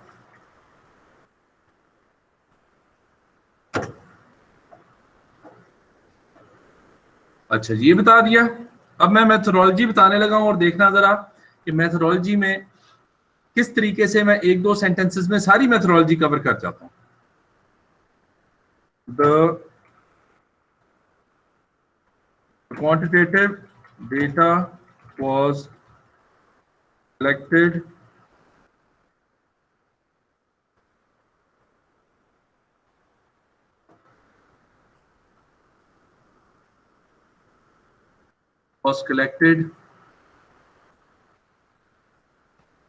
from the employees of the banking sector of Pakistan using a survey-based questionnaire। अच्छा, थोड़ा सा employees from the 235। अब ये जरा देखो कि ये एक लाइन में the quantitative data was collected from 235 employees of the banking sector of Pakistan using a survey based questionnaire। देखो एक सेंटेंस में कितनी चीजें क्लियर हो गई हैं। पॉपुलेशन क्लियर होगी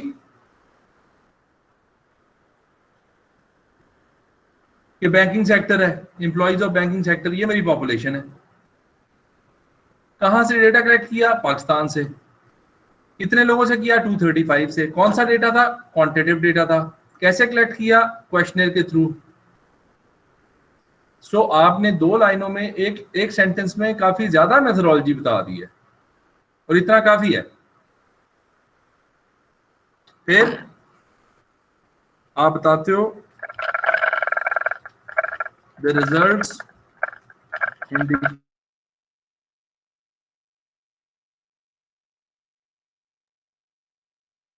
to B, but B is not related to C. However, B does mediate the relationship between A and C। ये क्या हुआ? एक ही सेंटेंस में मैंने पूरी रिलेशनशिप्स जो भी रिजल्ट्स आए बता दिए, बिल्कुल शॉर्ट। ठीक है, एक और सेंटेंस में अब आखिरी लिख रहा हूं कंट्रीब्यूशन वाला। The study can be useful for the banking sector's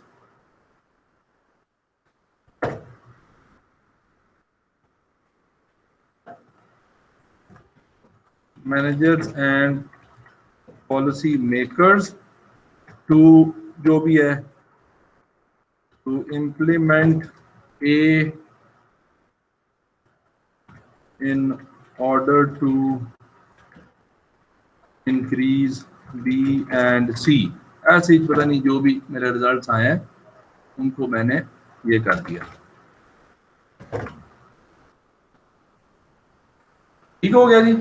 अब मैंने क्या किया, main M of the study 1 sentence, methodology of the study one sentence to two lines, results of the thesis 2 lines, contribution and implications 2 lines, and इसके बाद मैंने जी sir ये implication जैसे मेरा मार्केटिंग का है तो मैं किसी स्पेसिफिक उसके हिसाब से अगर नहीं बताऊं, लेकिन अगर ओवरऑल बताऊं, मतलब ओवरऑल बता दो कि जितनी भी ऑर्गेनाइजेशंस हैं अगर वो मार्केटिंग स्ट्रेटजी लगाती हैं तो फिर उनको ये चीजें करनी चाहिए।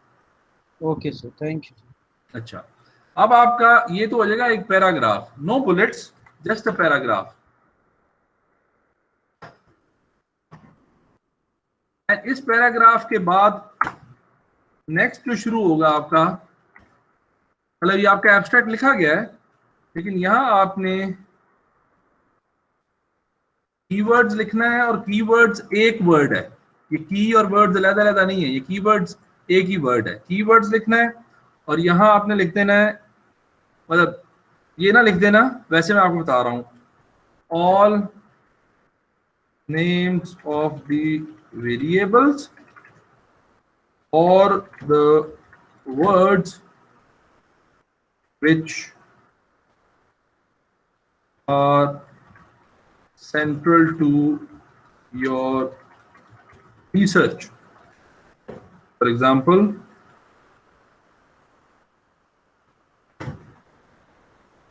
A, comma B, comma C, और सपोज मैंने यहां लिखा जी बैंकिंग इंडस्ट्री ऑफ पाकिस्तान। अगर मैं चाहता हूं कि लोगों को, अब क्या होगा, ये मैंने कीवर्ड्स ऐड कर देने एंड पे। एक्चुअली ये कीवर्ड्स हेल्प करेंगे लोगों को आपकी रिसर्च फाइंड करने में, कि जिसने ABC पे रिसर्च करनी है या बैंकिंग सेक्टर पे रिसर्च करनी है तो आपका पेपर पढ़ेगा, या वो एब्स्ट्रैक्ट पढ़ने से पहले ये देख लेगा कि यार ये मेरे काम के कीवर्ड्स हैं कि नहीं, तो फिर वो पेपर आगे लिखेगा।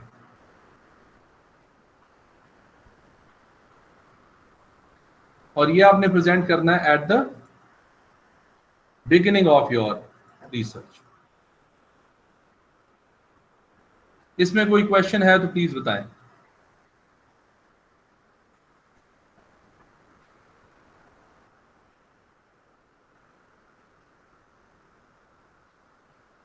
ये 4 चीजें होंगी इसमें, कीवर्ड्स होंगे, रेफरेंसेस वगैरह, स्टैट्स वगैरह नहीं देना, एक पैराग्राफ में लिखना है। एक और चीज गौर से सुन लो, नो हेडिंग्स।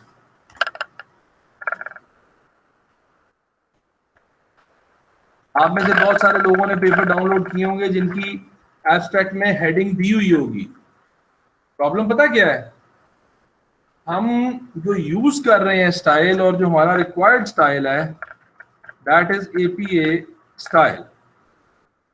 APA स्टाइल क्या है, अमेरिकन साइकोलॉजिकल एसोसिएशन स्टाइल, उसकी ये गाइडलाइंस हैं। हो सकता है कि आप हार्वर्ड, शिकागो, वैंकूवर कोई और स्टाइल यूज करते हैं तो उसकी और रिक्वायरमेंट्स हों। मैं जो आपको पढ़ा रहा हूँ या हम जो कर रहे हैं, हम सिर्फ और सिर्फ इस APA स्टाइल के रेफरेंस से चीजें सीख रहे हैं। APA स्टाइल में कैसे रेफरेंसेस देते हैं, APA स्टाइल में कैसे एब्स्ट्रैक्ट लिखते हैं, APA स्टाइल में कैसे रिसर्च रिपोर्ट बनाते हैं,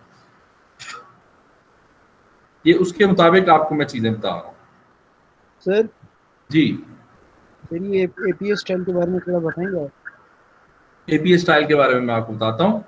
देखो, दुनिया में आपको पता है ना, हार्वर्ड यूनिवर्सिटी है, जी सर। शिकागो यूनिवर्सिटी है, शिकागो स्टेट भी है, यूनिवर्सिटी भी है, जी सर। इसी तरह वैंकूवर है, जी। कैम्ब्रिज है, ठीक है, जी सर। ऑक्सफोर्ड है। इसी तरह ये एक एसोसिएशन है जिसका नाम है अमेरिकन साइकोलॉजिकल एसोसिएशन। आपने एनटीएस का नाम सुना हुआ सबने? Yes sir.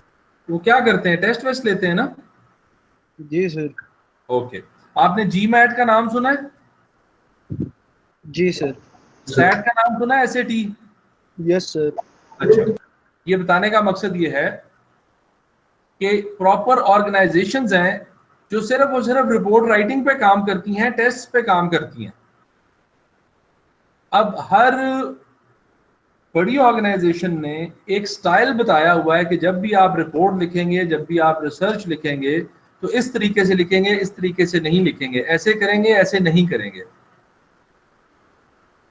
तो हर स्टाइल दूसरे से डिफरेंट है। तो हम जो स्टाइल पढ़ रहे हैं वो एपीए स्टाइल है।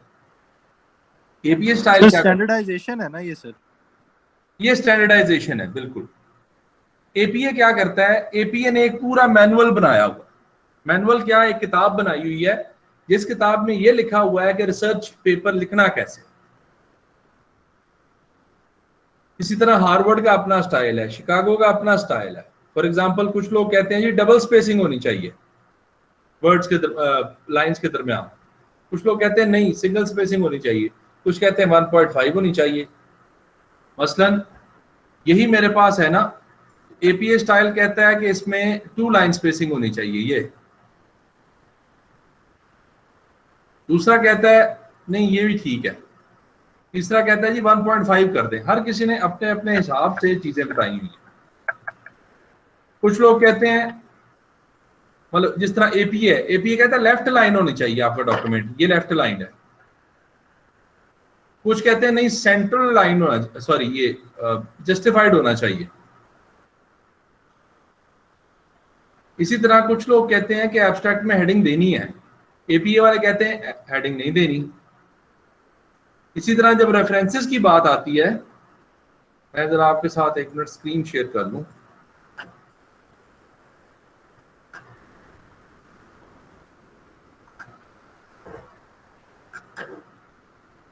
रेफरेंसेस की बात आती है तो मैं जाता हूं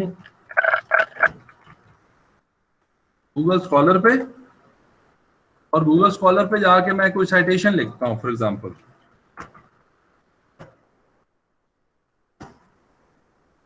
ये हमने कह दिया जी ये कोई पेपर है।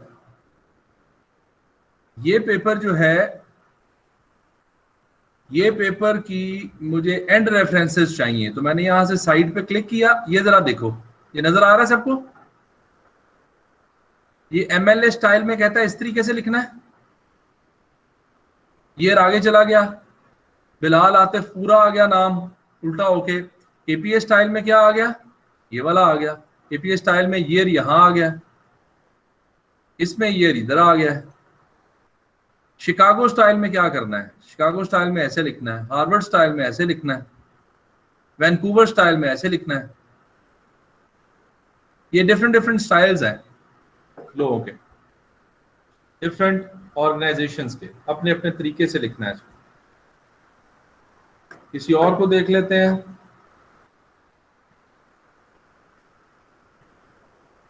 ये भी आपको डिफरेंट स्टाइल बता रहा है। तो इस तरीके से आपने ये देखना है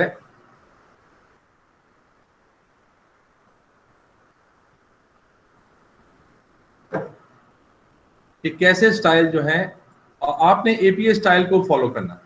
इसलिए हम एपीए स्टाइल पढ़ रहे हैं।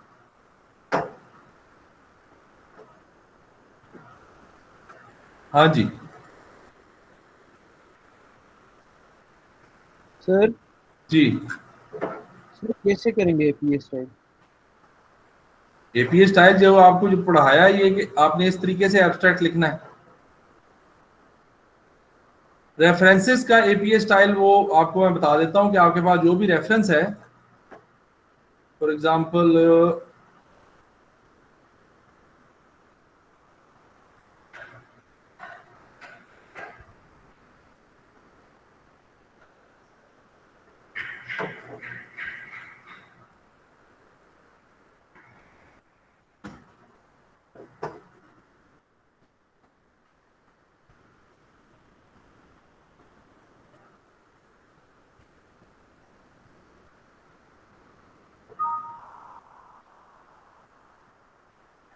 अच्छा, अब यहाँ एंड रेफरेंसेस जो हैं आपकी, उसके लिए आपको ये करना पड़ेगा। अब मैं थोड़ा सा यहाँ से कॉपी पेस्ट करता हूँ पहले।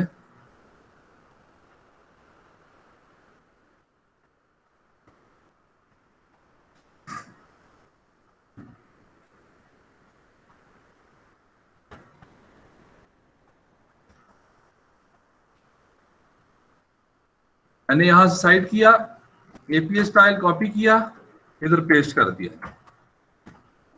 दूसरा पेपर कोई भी जो मेरा है, जो मैं कर रहा हूँ साइट, वो मैंने यहाँ से पकड़ा और कॉपी किया और पेस्ट कर दिया। तीसरा पेपर मैंने फॉर एग्जांपल यहाँ से पकड़ा, कॉपी किया, इधर पेस्ट कर दिया।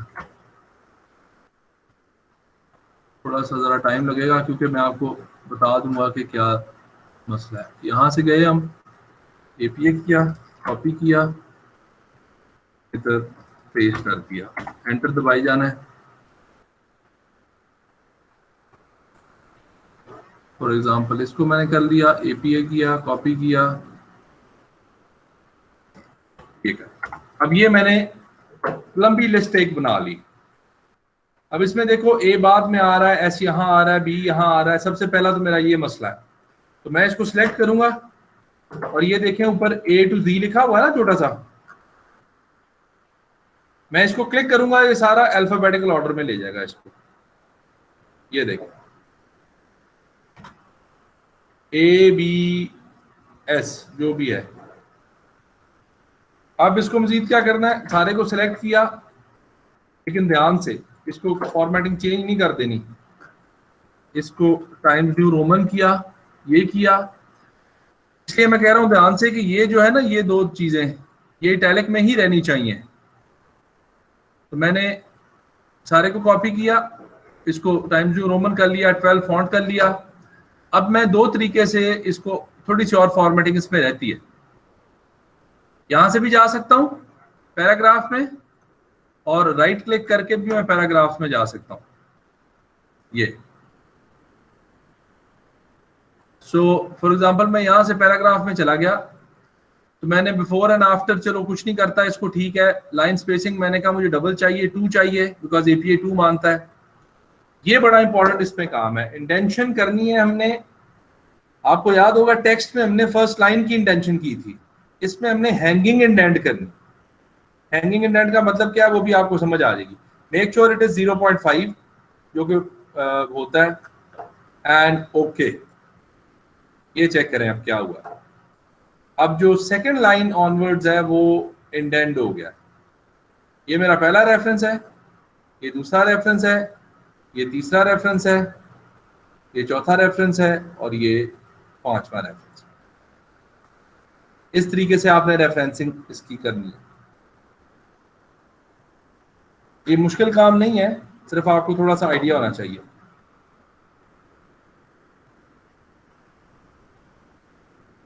ये एपीए स्टाइल रेफरेंसेस होगी।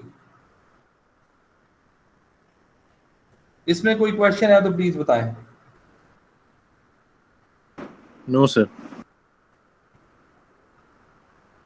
जब आप करोगे तो प्लीज इसको जरा दोबारा देख लेना, ताकि आपको आसानी हो जाए कि क्या क्या स्टेप्स करने हैं। हमने क्या क्या स्टेप्स किए हैं, ये था एग्जैक्टली हमारे पास। पहले हमने इसको यहां से अल्फाबेटिकल ऑर्डर में कन्वर्ट किया, सॉरी ये था ना, इसको सबसे पहले हमने अल्फाबेटिकल ऑर्डर में कन्वर्ट कर दिया, ABC वाइज हो गया। उसके बाद हमने इसको 12 कर दिया, उसके बाद हमने टाइम्स न्यू रोमन कर दिया, उसके बाद हमने इसकी स्पेसिंग जो है, चलो इसके बाद हम पैराग्राफ में चले गए, स्पेसिंग इसकी डबल कर दी, हैंगिंग इंडेंट कर दी, और ओके प्रेस कर दिया। तो ये हमारे पास हमारी एंड रेफरेंसेस बन गई है। आपका जो इवैल्यूएशन है, फाइनल प्रोजेक्ट प्लस आपकी जो फाइनल एग्जाम के भी थोड़े से मार्क्स इसमें होंगे, वो आपकी इन चीजों पे सब पे डिपेंड करेंगे। सर जी जी। सर जैसे मेरा मेरा जो रिसर्च होगा उसमें रेफरेंसेस में जिससे मैंने किया था प्रीवियस रिसर्च उसके रेफरेंसेस देना पड़ेगा मुझे? जो आपने रेफरेंसेस लिखे होंगे, असल में जो रेफरेंसेस आपने साइट किए होते हैं, मिसाल के तौर पे मैं अगर इस पेपर को कर लेता हूं, ये पेपर है, ठीक है जी। ये पेपर को मैं, ये देखो जरा, मैंने ये साइट किया हुआ है ना, जी सर। ये 2001 Burke and Greenglass, Jackson, और ये पावर एंड वेल। तो मुझे ये बर्क वगैरह सारे जो हैं ये यहाँ मुझे एंड में देने हैं, जितने मैंने साइट किए मैं, सिंपल। तो जैसे जो वेरिएबल्स वगैरह के हमने उसमें जो किए थे, जो रेफरेंसेस दिए थे उसके वो सारे जो भी रेफरेंसेस आपने जहां भी दिए हैं, तो ओके सर। ये देखें, ये बर्क आ गया, इसका पूरी डिटेल आ गई। तो मुझे सारे रेफरेंसेस वो वाले देने हैं और सिर्फ वही देने हैं जो मैंने साइट किए हुए हैं। तो जो मैंने साइट किए हैं अपने पेपर में, टेक्स्ट में, वो मैंने एंड पे रेफरेंसेस देने हैं।